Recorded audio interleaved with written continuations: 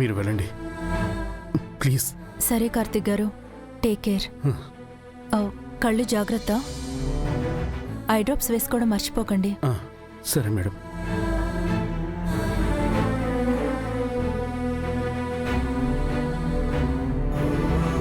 కార్తిక్ గారు, మేడం గారు మీ పట్ల చూపించే కేరింగ్ చూస్తుంటే నాకెందుకో మీ పట్ల మేడం గారికి జాలండి.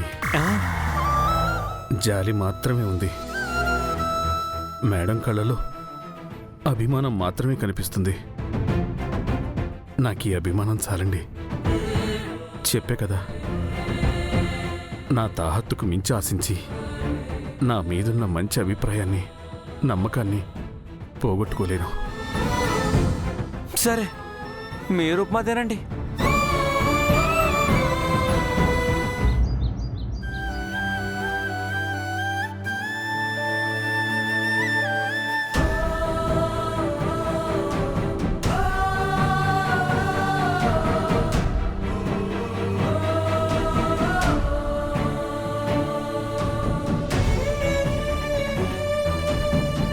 స్వామీజీ ఏ టైంకి వస్తా అన్నారు?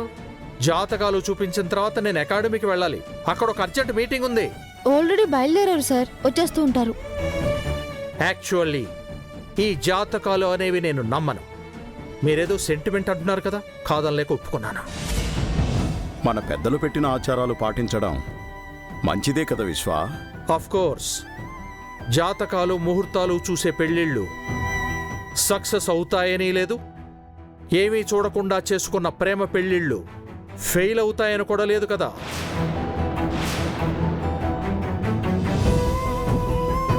ఏ బంధమైనా దాన్ని మనం నిలుపుకోవటంలోనే ఉంటుంది.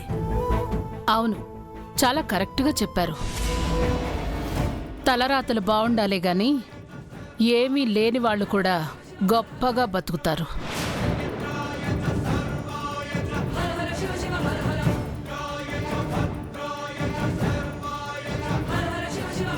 తలరాత బాగోకపోతే గొప్పగా బతకాల్సిన వాళ్ళు కూడా ఏమీ లేని బతుకు బతుకుతారు.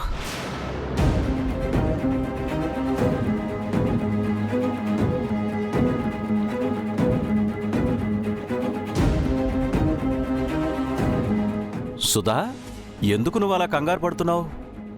ఏం లేదన్నయ్యా, ఆ స్వామీజీ ఏం చెప్తారనని కొంచెం టెన్షన్గా ఉంది. Hey, why Sudha? If you have any problem, we do పరిహారం, నో? Don't worry Sudha. మన కుటుంబాలు కలవటం ముఖ్యం, కానీ జాతకాలన్నీ జస్ట్ ఫార్మాలిటీ కోసం మాత్రమే. జయ ఇంటికి కాబోయే కోడలని మేమందరం ఫిక్స్ అయిపోయాం.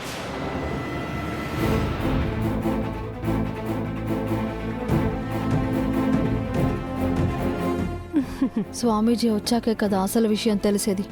ఎవరేం చేసినా ఈ పెళ్లి మాత్రం జరగకూడదు. గంగా, ఏంటి ఏదో ఆలోచిస్తున్నావు? ఏటుంటది పెద్ద పాప, మొత్తాలు కుదిరేసి పెళ్లి ఫిక్స్ అయిపోతే పెళ్లి పనులు ఏటుంటాయి, ఎలా చేయాలని ఆలోచిస్తున్నా, అంతే కదండి చెల్లె? అవునన్నయ్య, మన జయ పెళ్లి బాగా జరగాలి కదా. వదినా, మనం అబ్బాయి తరపు వాళ్ళం, మర్చిపోయావా? మర్చిపోలేదు స్నేహ, కాకపోతే కాబోయే తోటి కోడలి మీద ప్రేమ. మా ఇంట్లో పని మనిషిగా ఉండాల్సిందే రుద్ర కారణంగా ఇంటికి కోడలై కూర్చుంది. దీన్ని ఊరికి వదిలిపెట్టకూడదు. గంగా, స్వామీజీ వచ్చేసరికి టైం పట్టేట్టుంది. వెళ్ళి అందరికీ కాఫీ పెట్టి తీసుకురా.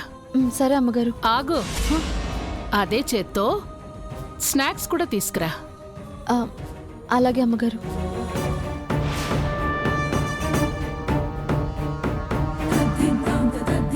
స్నేహ, వెళ్ళి వదినికి హెల్ప్ చేయి. అలాగే నాన్న. అక్కర్లేదు, ఇంటి కోడలు ఆ మాత్రం పనులు మేనేజ్ చేయగలగాలి. అలాంటప్పుడు మీరు ఇషికతో కూడా పని చేయించాలి కదా. Why only Ganga? తను లేని కుటుంబంలోంచి వచ్చిందనా? మాకలాంటి భేదభావాలేమీ ఉండవు. ఉండకూడదు కూడా. రేపు మా జయ కూడా ఇంటి పనులన్నీ చేయాలి.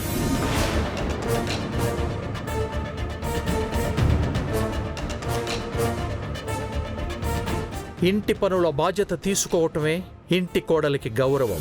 గంగ తన కూతురు అనే విషయం తెలియకపోయినా ఇంతలా వెనకేసుకొస్తున్నాడు. ఇక నిజం తెలిస్తే యువరాణిగా పట్టం కడతాడేమో. అది మాత్రం జరగనివ్వను. విశ్వనాథ్ కూతురు ఎప్పటికీ నా ఇంటి పని మనిషే. చాలా కరెక్ట్గా చెప్పారండి. పైగా గంగ కాబోయే బాక్సింగ్ ఛాంపియన్. తనతో ఇంటి పనులు చేయించటం ఏం బాలేదు వదినా.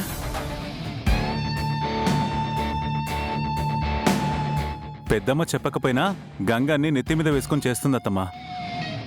ఇంటి పని తను బాధ్యతని ఫీల్ అవుతుంది తప్ప భారం అనుకోదు. నాకు తెలుసు రుద్రా, మన గంగ బంగారం. నేనెప్పుడు జైకి కూడా గంగను చూసి నేర్చుకోమని చెప్తాను.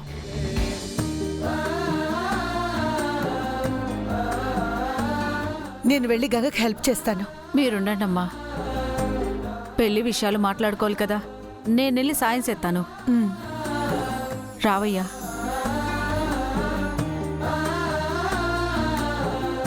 ఎంతైనా తల్లి మనసు తల్లి మనసే. కూతురు కష్టపడుతుంటే చూడలేదు. అవును, కానీ నీ కూతురికి ఇక మీదట ఈ ఇంట్లో కష్టాలే ఎదురవుతాయి.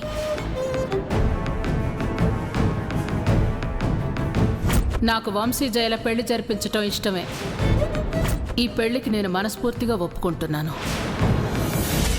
అయ్యో గంగా, ఏమైంది? చేయగలిందా?